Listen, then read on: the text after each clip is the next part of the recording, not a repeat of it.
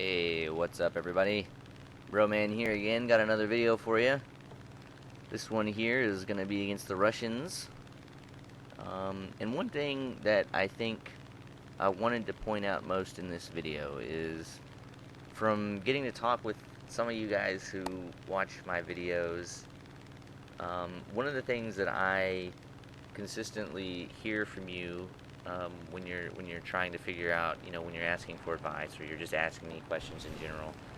Um, One of the things I'm constantly hearing is that, um, you side climb to like 7 kilometers, 8 kilometers altitude, and um, these kinds of things, and it just sort of gives me the impression that um, people think that they have to take the P-47 up to those kinds of altitudes to succeed at all. And part of that, I think, is because of me, because I do have a lot of really high altitude um, combat videos where I demonstrate flying, at 7, 8 kilometers altitude. And I think that that's definitely not a bad place to fight in the P-47. But the issue that happens with that is if that's the only way that you know how to fight in the P-47, you're kind of limiting yourself, because the P-47, I mean, yeah, sure, at that altitude, it's a beast, it's a monster, but it does well, at lower altitudes as well. If you know what you're doing in it, it does well at 5 kilometers, 6 kilometers altitude. You can still do really well in the P-47. Um, and I'm gonna try to show you that here in this video. I mean, a lot of the combat you'll see, it does, get pretty high. I don't remember how high it gets, maybe 7 kilometers tops, but a lot of it is down, around 5 to 6 kilometers altitude.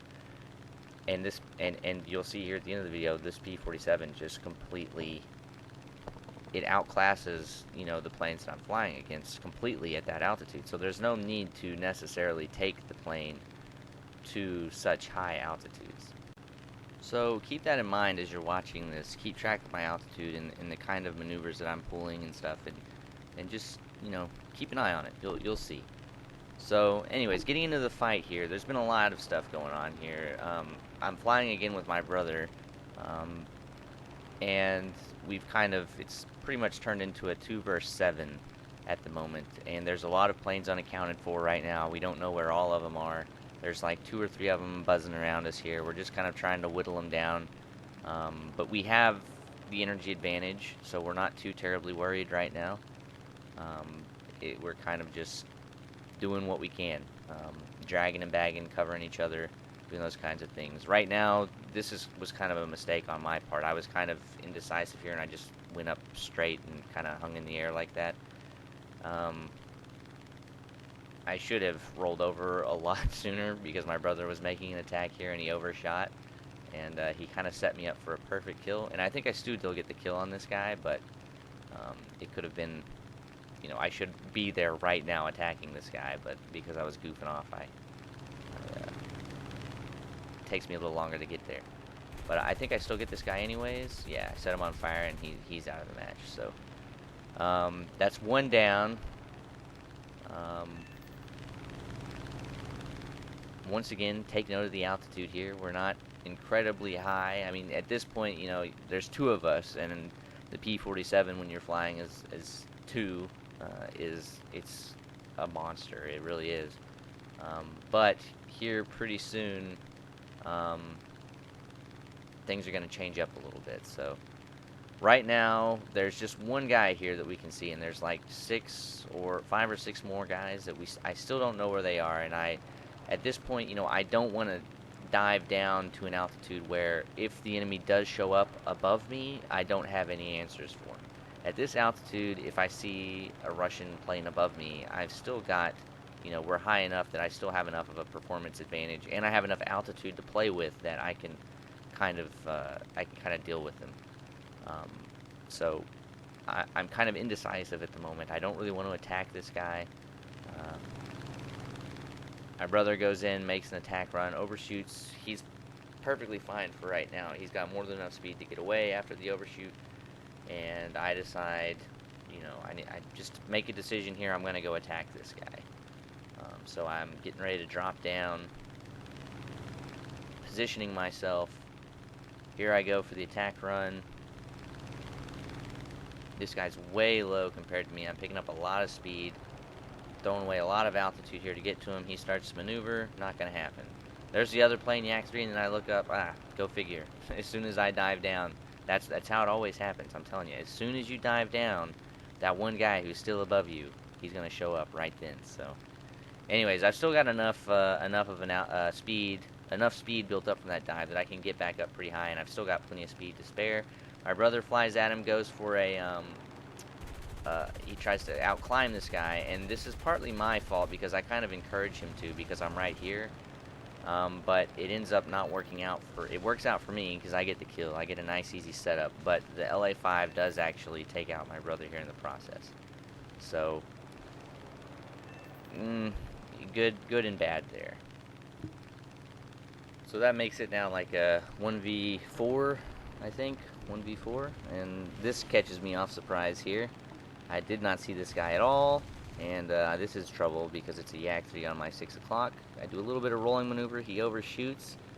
And here he makes an error. I think he's expecting to be able to outclimb me here, but my prop hang is strong. And he, I mean, it's just stupid that I was able to do that. But, hey, I'm not going to complain. People do it to me all the fucking time. And I hate it so much. I wish they would fix it so that that wasn't possible. But until they fix it, I'm gonna do it. So, anyways, yeah, that was a nice little recovery there. Scared the piss out of me when it started, when he started attacking me, but nice little defensive maneuvers there, and the help of some prop hanging to take care of him.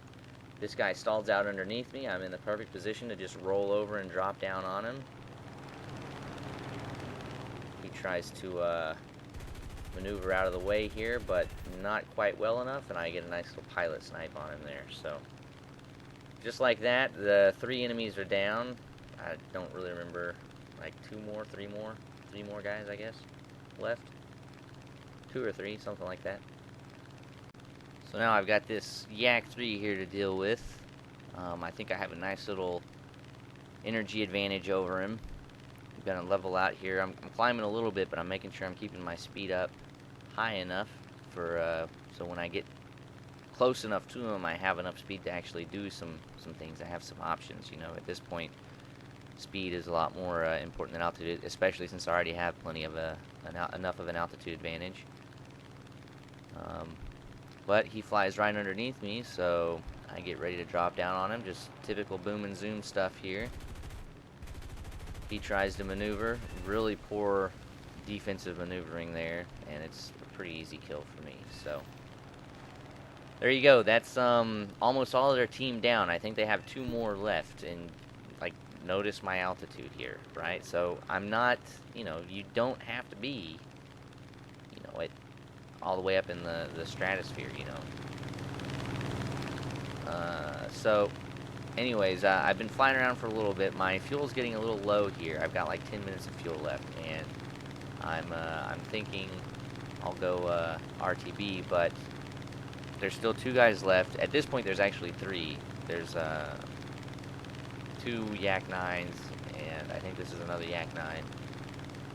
So I don't know where any of them are. I don't want to RTB and just have them be able to pick me off the runway. So I climb for a little bit, taking the risk here, and sure enough, one of them shows up.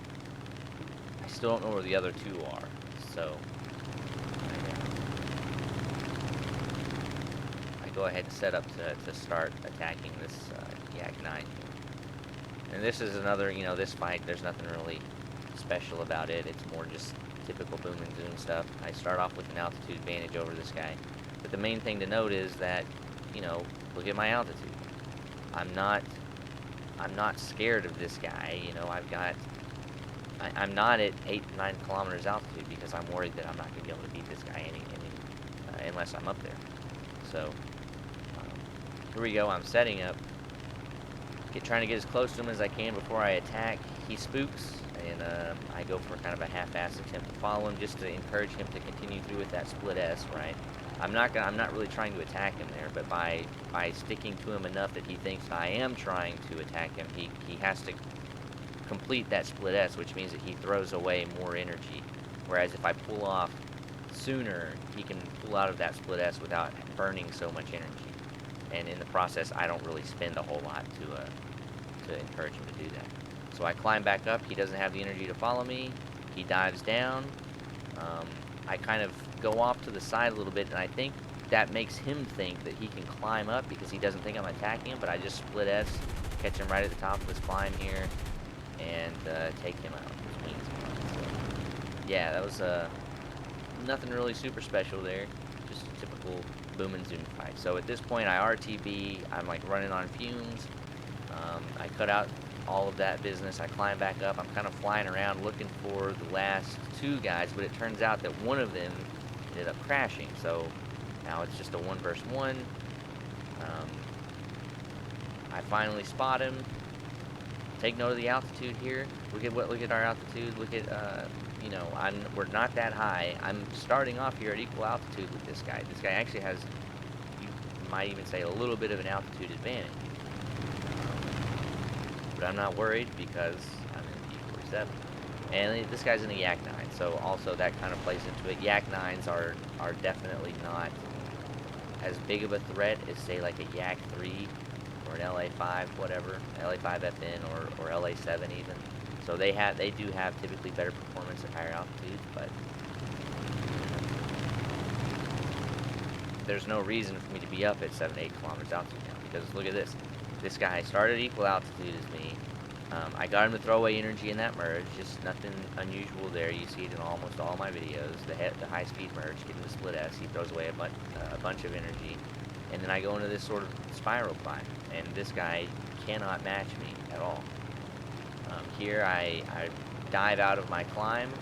I cut my throttle here, deploy the combat flaps. I'm kind of really trying to get my my gun on target here. I want to finish the deal, seal the deal here, but I just don't quite have the angle.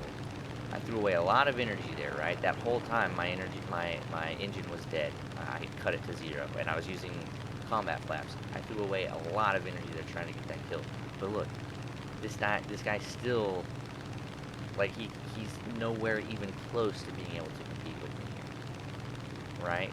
So this is the point I'm trying to make, is that yes, if you are able to fight up at 8 to 9 kilometers altitude, you will absolutely demolish anything that's up there. But you don't have to go that high, because look, I mean, this guy just can't do anything against me, and I'm not that high at all.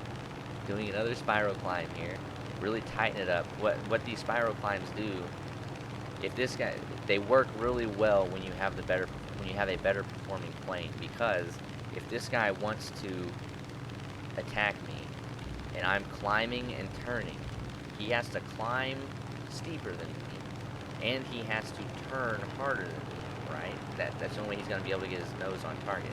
Real quickly, here, I don't know what happened to my plane. It locked up, and I couldn't get it to maneuver. You can probably see there my mouse was flinging all over the screen frantically as I tried to get it to react. For some reason, that didn't help, so that kind of screwed me over a little bit. But anyways, back to the spiral climb. You'll see it here again. If he's going to try to pull lead on me, he has to climb higher than me, right? He has to be climbing steeper, and he has to be turning harder. That's the only way he's going to get his nose on me. And that causes him to lose energy faster, right? Because if you're climbing higher, you're losing speed quicker. If you're turning harder, you're throwing away energy quicker. And that's just how it works. And because I'm in the better performing plane, I can do that easily. So I've won the altitude advantage here. The position advantage, I have the energy advantage. Now it just turns into your typical boom and zoom fight. This guy comes, he split us for, Immelman's for a head-on pass there, and I'm able to get a few shots into him, but my aim is just a little too poor there, and I can't finish him off. He turns back, I go up into a climb, right? This is just now, it's typical boom and zoom. Wait for him to fly underneath me there. Don't want him to be able to pull up to force a head-on. So I let him go underneath me, dive back down, so I'm on his 6 o'clock. He goes for a split S maneuver here, and I don't want to follow that right now. So I abort my attack, climb back up. He just he turns back. I do the same thing.